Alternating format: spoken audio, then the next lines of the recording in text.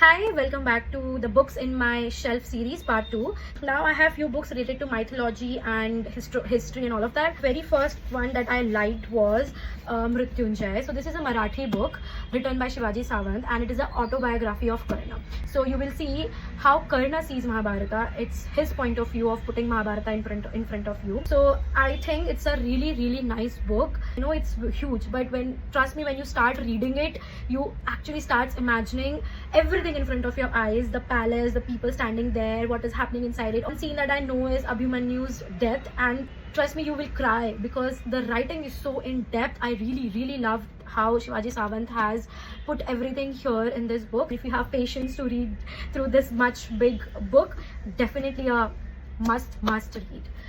Then the next one that I have is Palace of Illusions. So this is again one of my favorite writer, Chitra Banerjee. Again, I am obsessed with Mahabharata. So this is from the perspective of Draupadi. It's how Draupadi is thinking when the Mahabharata is happening. It's very easy for us to blame her about whatever happened and the war happened, why it happened, because of her and all of that. But when you read this book, you get a different perspective from her point of view. I know there will be a lot of debate around it. There is always a debate around it, but trust me, you will see a different perspective of Mahabharata if you read this book.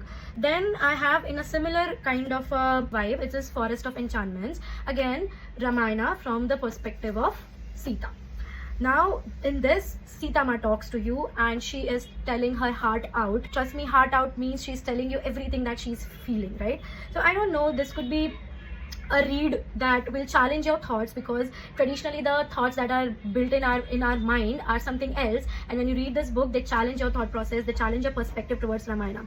And honestly, I really love this book. I love the way it is written and from the perspective of Sita. Another one that I have is The Last Queen. So I started reading this book and I read few pages, but then I went on a trip and I started with another book.